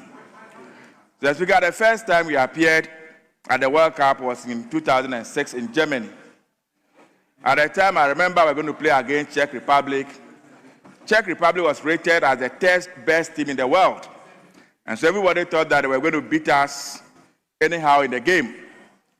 But the spirit of the Ghanaian, the resilience of the Ghanaian, the tenacity came to the fore that day, and then we beat Czech Republic 2-0.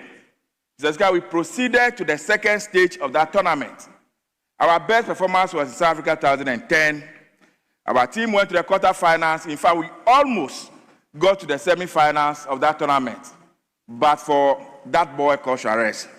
Mr. Speaker, I have confidence in our national team. I have confidence that they are going to surprise all of us. Anytime the people of this country don't seem to have confidence in the national team, is the time they perform better and good. I am certain that this evening we are going to win the match. Our next match in America will be against England. Mr. Speaker, that's a match all of us will watch in amazement how the team will perform. Mr. Speaker, even as I commend the national team and elogize them to move on, there's something that is worrying me, that I want to use this opportunity to talk about, that the time has come for Africa to rise up. Mr. Speaker, the West has taken over all our good materials. Yesterday, when I sat back behind the television set and I watched Senegal play France, I saw two African countries playing against each other. They've taken our players. You go to England today, the best of our players are in their team. You go to Spain, the best of our players are in their team. In America, in Canada, the time has come, if Africa must win the World Cup, that we must unite and get to FIFA, that our players must return home and play for their nations. That is how we can win. Mr. Speaker, it's something we need to fight for. As I speak to you right now, Mr. Speaker, there are players who are playing for other national teams who are very good, and yet they didn't select them for the World Cup. Meanwhile, if these players were to be available for Ghana, we would have selected them to go and play for them. Mr. Speaker, to come to the party issue, it is very, very sad, and I think that FIFA must take a cue from this. If you are a nation and you are not prepared to allow people to come to your country, especially on occasions like this, it's not by force to host such tournaments. Partey was not seeking permission to go to Canada to go and work. Partey was not seeking permission to enter Parliament for leisure. He was going there for just 24 hours to play football and exit. How can Canada strictly enforce their laws and refuse him entry visa? I don't think it's fair. Assuming a person from America or anywhere in Europe was entering Canada with the same charges that they have charged Partey, would the Canadian government refuse them the opportunity? Mike Tyson, a former boxer, we know his record when it comes to rape and what have you, and yet he goes to Canada at will. Nobody stops him. This is discriminatory, and I am disappointed in FIFA that FIFA has not been able to put its feet down and call the government to order. Yes, America doesn't want Iran people to come in there. America granted them at least 24 hours visa to come and play and return to Mexico. Why can't Canada do the same thing? It is not in our interest as Ghanaians to come and sit in this chamber and start blaming the GFA and blame the Black Star management team for what has happened. Nobody anticipated a thing like this to happen. They did all the background check and everything. It's the Canada government that was adamant. And so for the former ambassador to come and sit here and blame the GFA people and all that, I think most unfortunate. Once again, I wish the Ghana Blasters the very best of luck. The spirit of Ghana is behind them. All of us are behind them, and they are going to come out victoriously. I thank you, Mr. Speaker, for the opportunity. Thank you very much. Let me turn to Damango. From Damango, the same Sahara. From there, I'll come to Daboya. So, Damango. Mr. Speaker, thank you very much for the opportunity. My big brother, the MP for Daboya, should know that Damango always beats Daboya in football. So I have to contribute for you. Mr. Speaker, thank you. And Mr. Speaker, let me associate myself with the sentiments expressed by my colleagues in support of the Black Stars of Ghana. Mr. Speaker, today the Black Stars will be playing Panama, and it is our hope and prayer that the Black Stars will come out victorious and win convincingly against Panama. And indeed, Mr. Speaker, that will put us in a good state to be able to take on England. And I believe that the match against England is going to be the clash of the Titans, and Black Stars will have to prevail over England for so many reasons. And our final match with Croatia should also be one that the Black Stars will be victorious. Mr. Speaker, in times like this, Ghanaians have demonstrated it in the past where we have rallied behind our national team and gone beyond our individual preferences in terms of other issues in our country to support the Black Stars. Mr. Speaker, you recall that the first time the Black Stars qualified to play in the World Cup was in the year 2006, Germany 2006. And this was when the Black Stars played all the way to quarterfinals and lifted the flag of Ghana very high. It was in 2006 that the Black Stars qualified for the first time. Ghana had been working over the years to qualify to the Black Stars, to qualify to the World Cup. But, Mr. Speaker, it was 2006 when we first qualified. And indeed, in 2010, the Black Stars again lifted the flag of Ghana.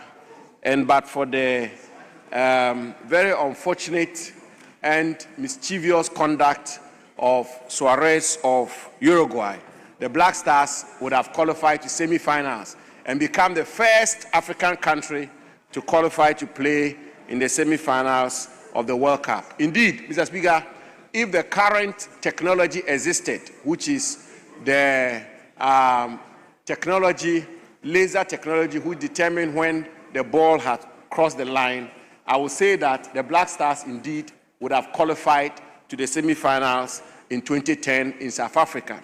And across the world, Mr. Speaker, all persons of the black race were indeed very proud. We were told that in London, in Paris, in New York, and several capital cities of the world, black people congregated, and people who believed in Africa congregated to cheer on the Black Stars. Mr. Speaker, I have no doubt that with the support of the nation and this House in particular, the Black Stars in Canada and the United States in this 2026, 20 years, 20 clear years when we first qualified to play in the World Cup, will do our country proud and lift the flag of Ghana. So, Speaker, it brings a lot of benefits to our country.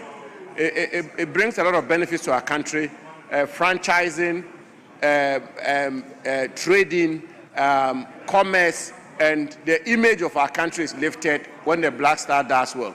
And so, Mr. Speaker, let all of us support the Black Stars. It's most unfortunate that we are not going to have our star midfielder player, Thomas Partey, play in this particular game. But it's our hope that the authorities will put in place the right measures to ensure that the immigration status of Thomas Partey is dealt with. He's a man that I know personally, that I've met personally, and all of us are praying for him, and all of us are rallying behind him. He should be strong and stay focused. And I believe that his best days are yet to come. Mr. Speaker, let the Black Stars go forward, let the Black Stars win, and let the Black Stars come back to Ghana with the World Cup. I thank you very much, Mr. Speaker. Thank you so much. Let me now, from Damango, let me now move to Daboya. Mr. Speaker, I'm exceedingly grateful for the opportunity.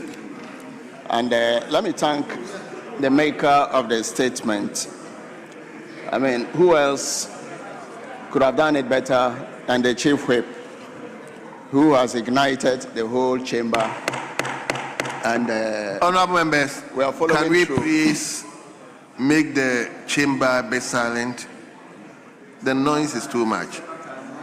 Please. Mr. Speaker, it's soccer time, and it can be noise time too. And so, but not in the chamber. Not in the chamber. Honorable member. Not in the chamber, Mr. Speaker. Very well. The noise is outside. So soccer time, Mr. Speaker. Mr. Speaker, today is a great day. A day of representation. Indeed, my younger brother was right. Where we come from, the elders speak last. And so I'm taking over from him. Mr. Speaker, never mind that we have been dethroned of the most capped country as far as the World Cup appearance is concerned. Mr. Speaker, our pedigree in Africa is unmatched. And never mind also that the last time we did the African Cup and won it was over 4 decades ago. But today is a different day, Mr. Speaker. A day when our young men are very charged to put the flag of Ghana very high at the world stage. We've done it before, and we have the players to do that again. Indeed, Mr. Speaker, we have a depleted midfield, but that notwithstanding, we think that the young men who have been called upon to take over the injured and suspended players will rise to the occasion. I am very confident that today, the legacy of the great men and women who have carried the flag of Ghana so high will be repeated. So each day, Mr. Speaker, we say our opening prayer in this chamber. And in one of the stanzas, it says, God bless the effort of those who have made this a living reality. That is, who have taken us to wherever we are today. We speak of this young woman, this young man in Canada today, who are going to raise a flag of Africa very high. Indeed, Mr. Speaker, the whole nation is rallying behind the red, gold, green flag. Wherever you are as a Ghanaian, and I know there's a huge mobilization in the United States and indeed North America generally to support the Black Stars today. They know the pedigree, they know the standard we have set in South Africa, and they know that we will surpass that standard we set. And so, Mr. Speaker, today, let's all rally around the flag. Let's sit together. We'll get our coffee ready for 11 p.m. up till midnight when we celebrate. And tomorrow when we get here, Mr. Speaker, you should be the first to announce the good news to the whole country. Mr. Speaker, on that note, let me thank the maker of the statement, and then we wish the Black Stars the very best. Thank you so much, Mr. Speaker. Thank you very much. Let me now turn to Etiwa East. Thank you very much, Mr. Speaker. Mr. Speaker, I rise to associate myself with the statements made by both sides on the House. Mr. Speaker, in fact, let me say that today, I believe is a day of accountability for our Black Stars. They will have to account for all the investments that we have made into them. Mr. Speaker, yes, the people of Ghana have invested so much in them, and I say Leader, again that today I beg of you, is a day of accountability. Don't initiate anything I cannot mediate. It's a day of accountability of the Black Stars. Leader, you don't I can't have the mediate floor. this, please. Leader, respectfully, you don't have the floor. Mr. Speaker, that is very, very important. And I pray and hope that they will not peak before their time. Yesterday, I watched the match between Senegal and France, and I was a bit disappointed with Senegal. They played so well in the first half. In the first half, they should have utilized their chances. They should have been up by 2-0. And so, we are using this opportunity to also speak to the Black Stars. They should take advantage of every opportunity that they get. Now, apart from Ivory Coast, no African country has 3 points.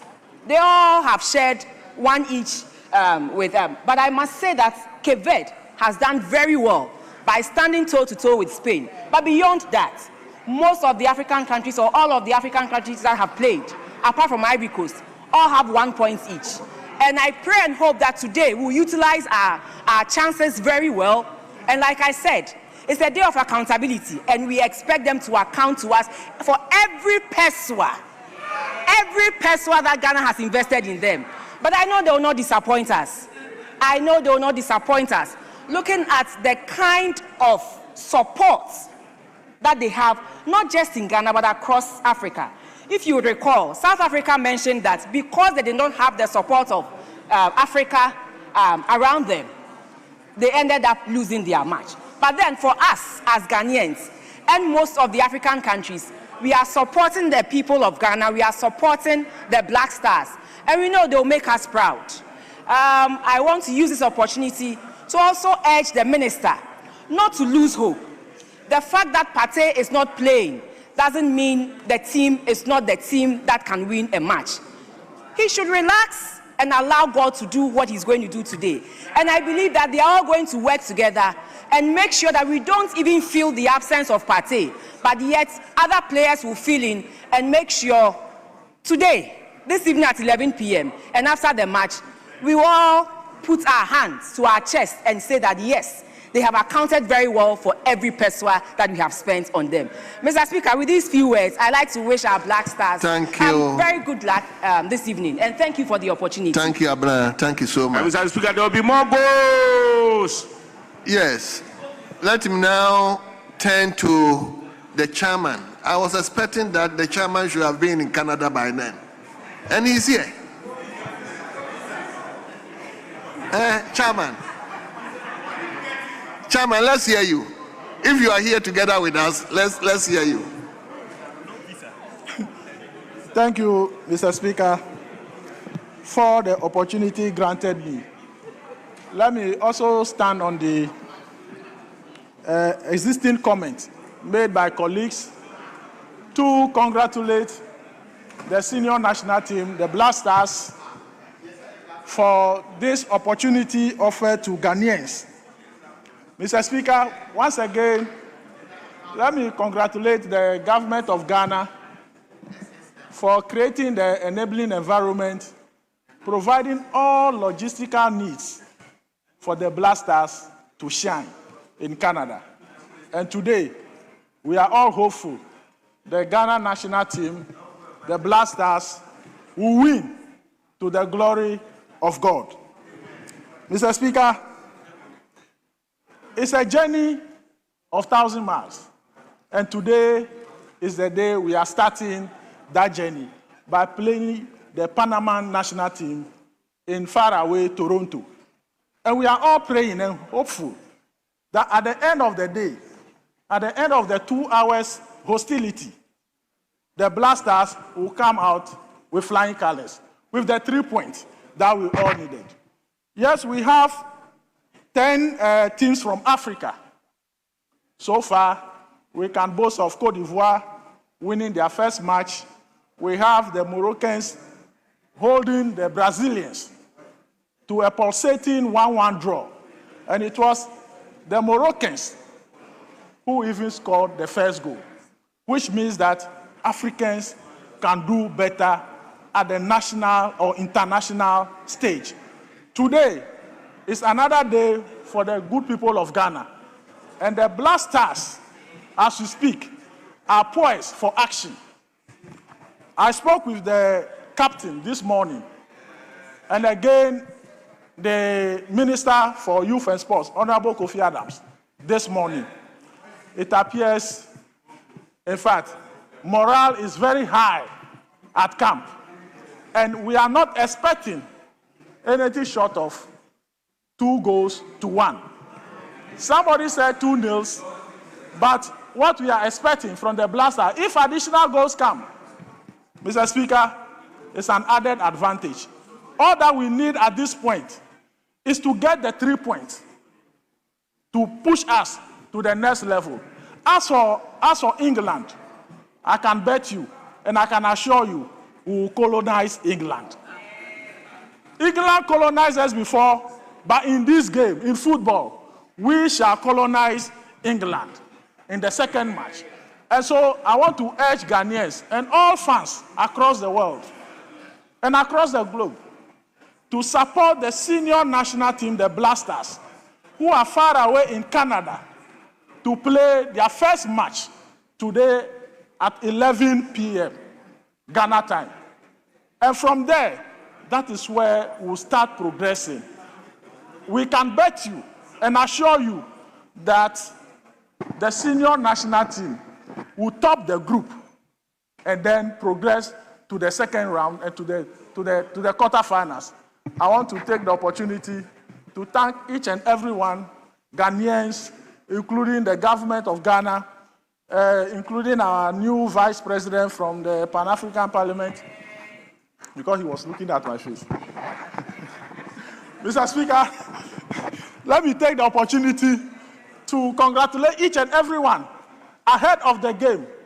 And all that we need to do is to pray for Mother Ghana and pray for the Black Stars. Let the coach have that mental fortitude to know when and where to make the substitution and who should be on the field of play.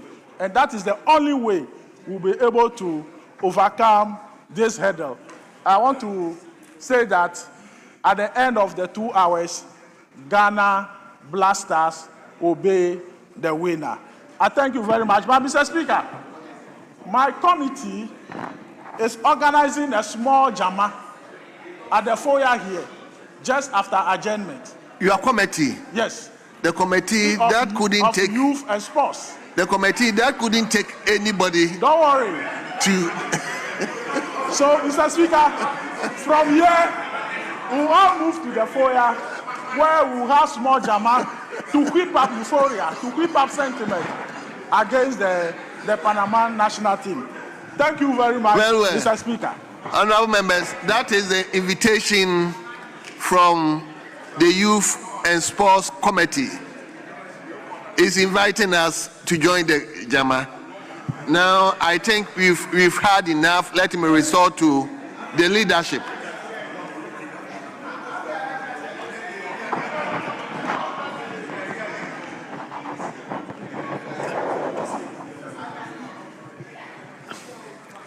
Very well. Let me turn to Marty Indam.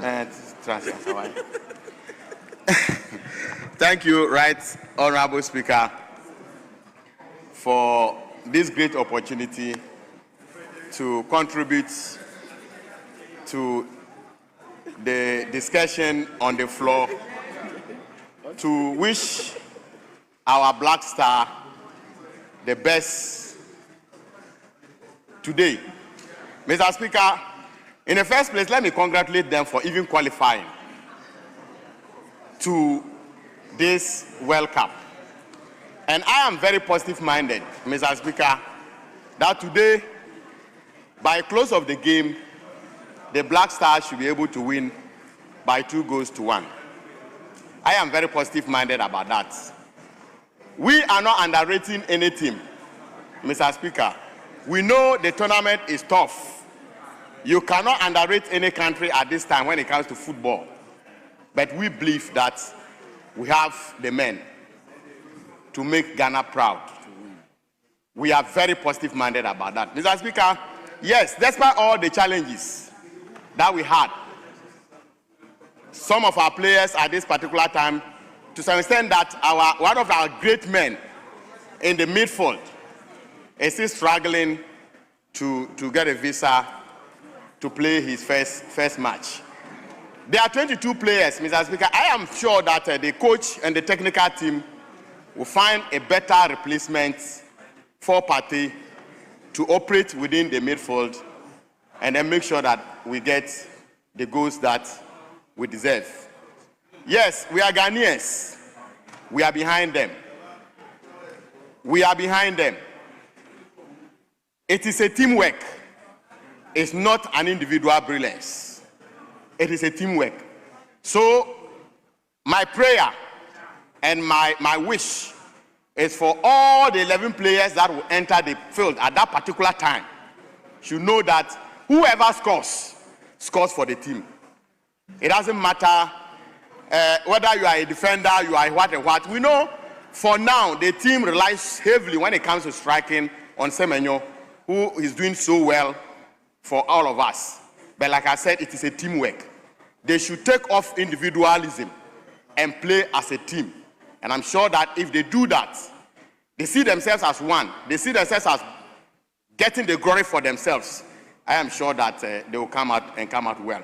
My last take on this, Mr. Speaker, is to also encourage the technical team and the government, whatever they can do to actually boost their morale and boost it well. I am sure that we will come out with flying colors. All the best to them and all the best to the technical team. I'm grateful, Mr. Speaker, for the opportunity. Thank you very much. Yeah, Ejula. Is it Ejula? Evaluate Ajomojua. Thank you, Mr. Speaker, for the opportunity to join into this statement in support of the high morale that is flying from the coast of Ghana all the way to the north and to the world. Mr. Speaker, today is a beautiful day. And the most beautiful thing is that when it comes to football, we all united all over. And Mr. Speaker, playing at the World Cup level comes with a lot of advantages. All over the world, Ghana is known, especially for the World Cup. Mr. Speaker, I remember when I was a kid in the UK, mentioning Ghana, sometimes people got confused with Guyana. But when it comes to the World Cup, people like Asamoah Gyan, Abedi Pele, and the rest, names are known. But Mr. Speaker, it is known that Ghana has always been a nation of football. And so, Mr. Speaker, it will amaze all of us to know that in this current competition, which is the 2026 World Cup, Mr. Speaker, there are a lot of Ghanaians who are playing for other countries. I'm talking about Ghanaian footballers who might have half parents coming from Ghana. Mr. Speaker, I can mention of Kelvin Danso of Australia. He's half Ghanaian because half parent, one of his parents, hail from Ghana. So many of them, Mr. Speaker. Patrick Wilmer also of Austria. Jamie Lawelin of Germany. Kevin Adeyemi of Germany. Odoi of England. Mr. Speaker, so many of them. It shows that indeed greatness, especially when it comes to football, hails from Ghana. And Mr. Speaker, we must be proud of ourselves. Mr. Speaker, we know how it is for a black person to rise to that level in Japan. And Mr. Speaker, I was amazed the last time I was watching the match where I saw a Ghanaian in the post of the Japanese team. With pride, I knew that indeed Ghana is a great nation. Mr. Speaker, the hope is that this World Cup represent to us and to people all over the world that you can come and play for the Black Stars because this is where the blessings hail from. Mr. Speaker, watching France against Senegal, as my colleague mentioned, showcased that Africa can one day, very soon, win the World Cup. Africa is close to winning the World Cup, and it is our prayer and our hope that it will not be any other nation but this great country of ours, which is Ghana. So, Mr. Speaker, it should be known that even though we are in Ghana, we couldn't be in the US to support, we are with them in full spirits. Mr. Speaker, we will not be sleeping. We will keep awake because Ghana, one unique thing that comes with us is the Jama morale, Mr. Speaker, as I watched the Black Stars arrive in Toronto. And the Jama and the morale that they were welcomed with, Mr. Speaker, it tells that indeed we are a great nation. So Black Stars, we wish you well. The technical team, everybody that is there. And I'm happy to see Asamoah Gyan and the senior colleagues also there. May we be one, and may this World Cup present to us a united front, that even after the World Cup, Mr. Speaker, when it comes to national affairs, we will be one, united for the welfare of Ghana, so that in future, we will not have our compatriots playing for other countries. May the good Lord give us all the blessings, so that soon, Mr. Speaker, the World Cup will be brought to this chamber, so that we can celebrate it and say that indeed the Black Stars have made us proud. Thank you so much, Mr. Speaker. Thank you. I think we can now revert to leadership. So, minority leadership.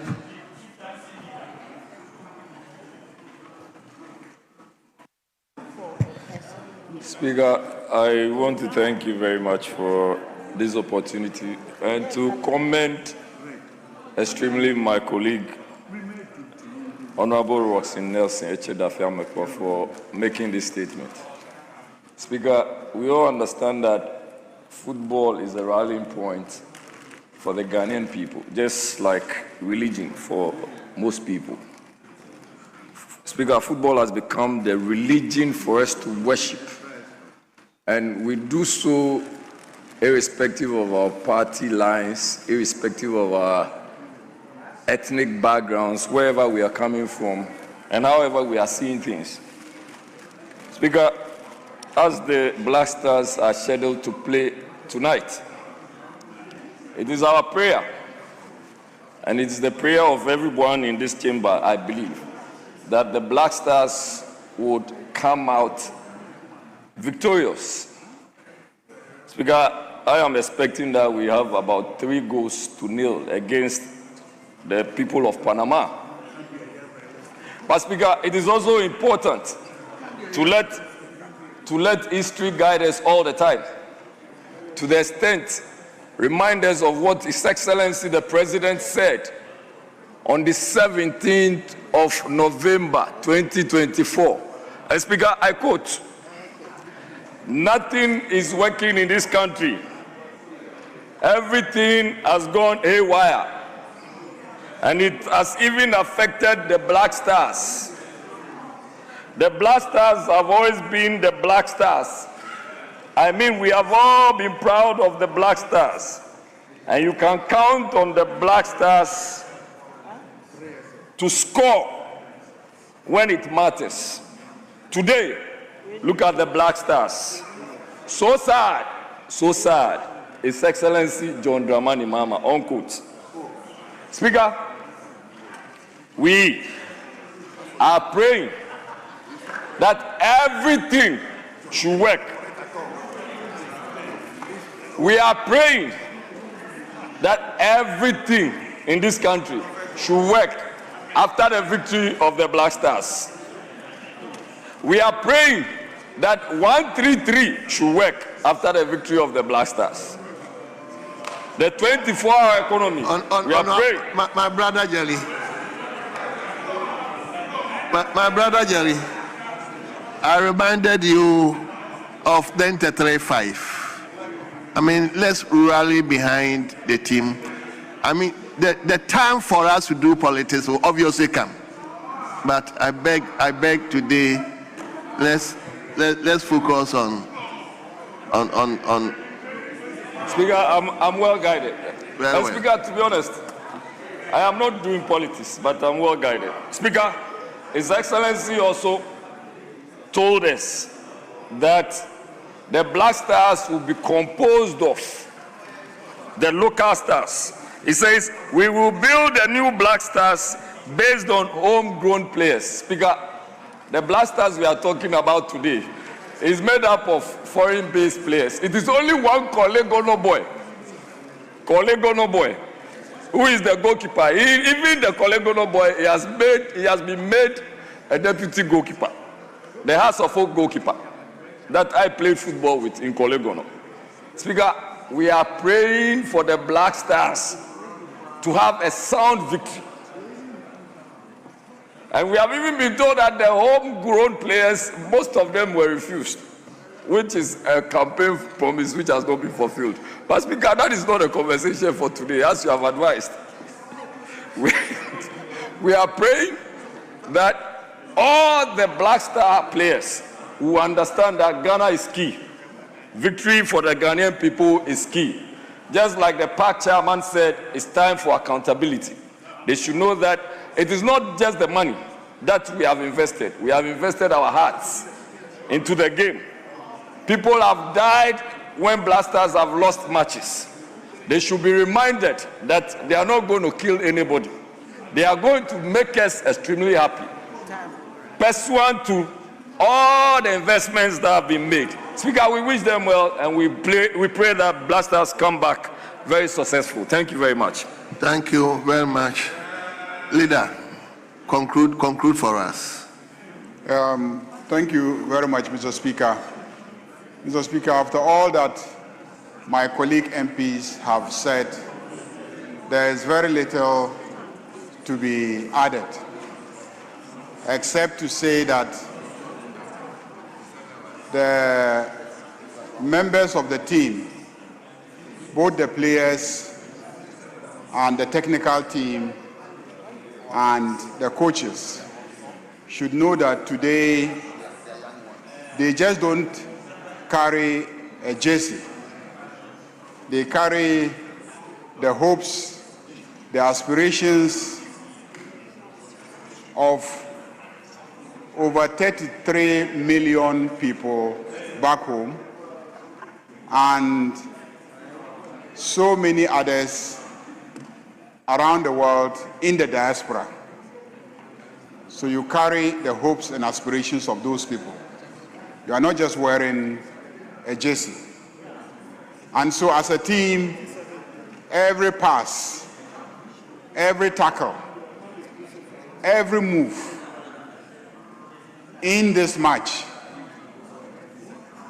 should carry that burden of responsibility. I know that Panama is not an easy team to beat. If you check the FIFA rankings of the various national teams, you will see that Panama is a team in good standing by FIFA evaluation of national teams. But Ghana is a country with a history. We have talents, we have competencies, and we expect to see all that deployed today by our national team. As for those of us who are going to be watching, I urge you to be careful when watching the match. Whilst I am very confident, I know that in this day and age, the various national teams tend to surprise all of us. I was extremely excited watching the match between Morocco and Brazil. I was extremely impressed with the performance of Cape Verde vis-à-vis Spain. And across board, there have been a lot of surprises. And so I believe that we can also surprise the world. I have been a minister for youth and sports before.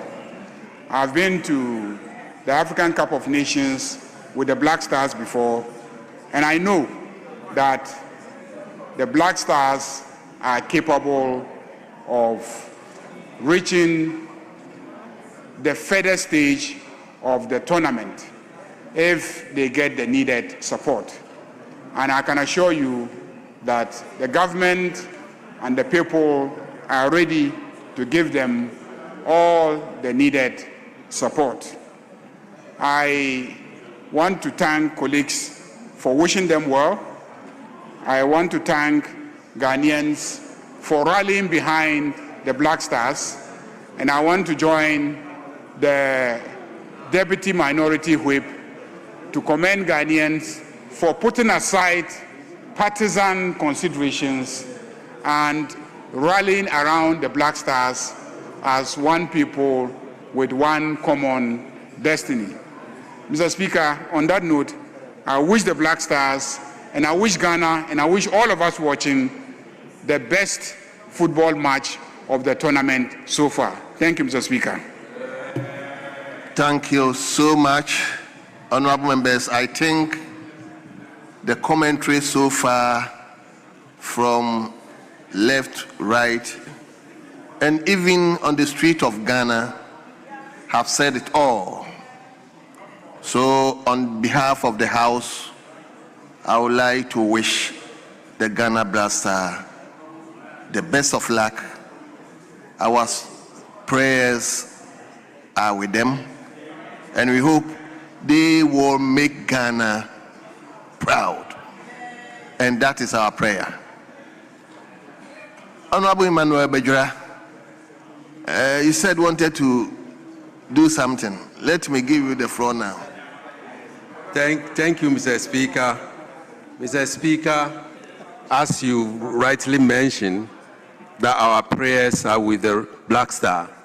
I know people are having mental prayers, but we want to say a word of prayer to articulate our desire that a cup will come to Ghana this year. Amen. On that note, Mr. Speaker, with your indulgence, if you are a believer, either a Muslim believer or a Christian believer, you want to stand with me, you are permitted to stand with me as we pray.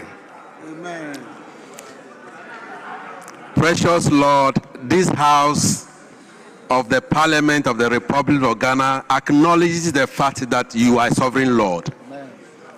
And that the battle is ready, but deliverance comes from the Lord. You give Black Star, our compatriot, who are on the battlefield, to come with the trophy. all we are looking for is that the trophy will come to this house. Amen. Today's game is a win. Yes. We heard our colleagues saying 2-1, 3-1, 2-0. But all we are looking for from you is that, Lord, they will score and score and score. And that will qualify to the final. And Black Star will be the first African country that will win this. Yes. This we all ask with our heart, that God, you will bring it to pass. Because in you we trust. Amen. Amen.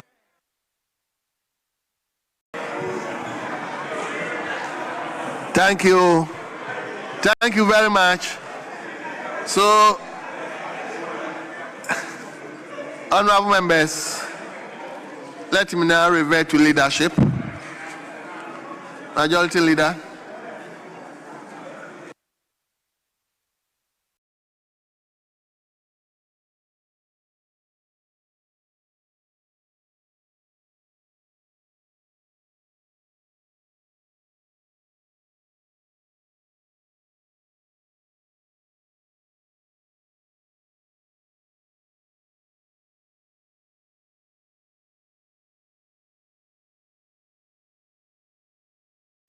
Yes. Leadership.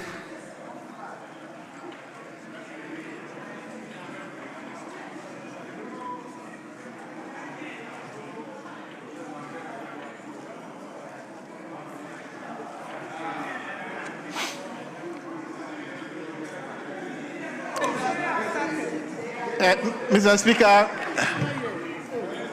Community Service Bill 2026 at consideration stage.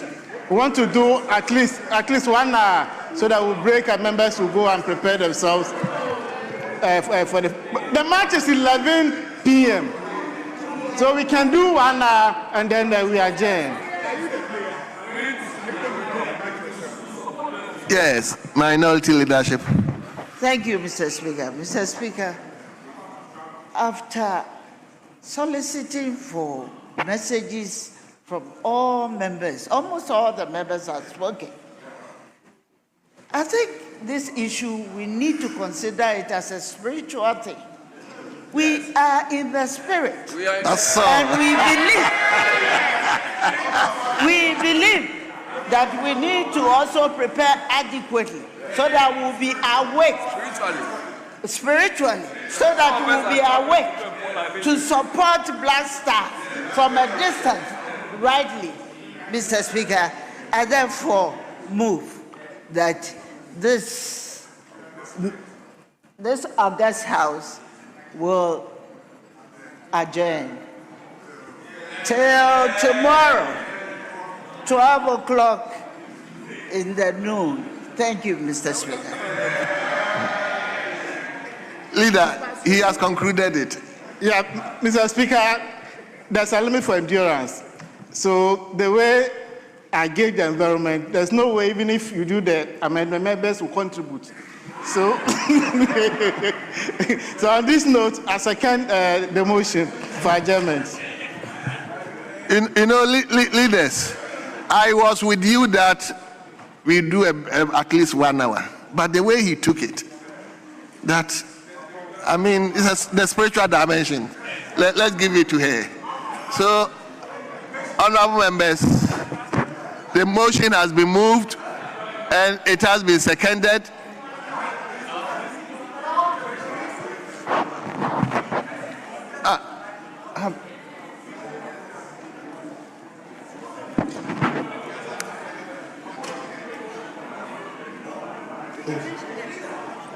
No, this one. The last one.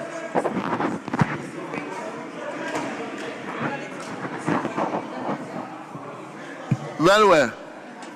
Those who at my left corner, you are welcomed. We officially we've not gotten anything about you, so I'm welcoming you. I hope you've seen something. Let that one energize you. Go and study hard so that tomorrow when we are not here, you come and take over from us. You are welcome. So, honorable members, The motion has been moved and has been seconded. It's now before the House. I'll put the question, and the question is, as many as are in favor of the motion to adjourn the House, say aye. All those against, say no. Honorable members, the ayes have it. The motion to adjourn the House to tomorrow 12 noon has been adopted, and the House is accordingly adjourned.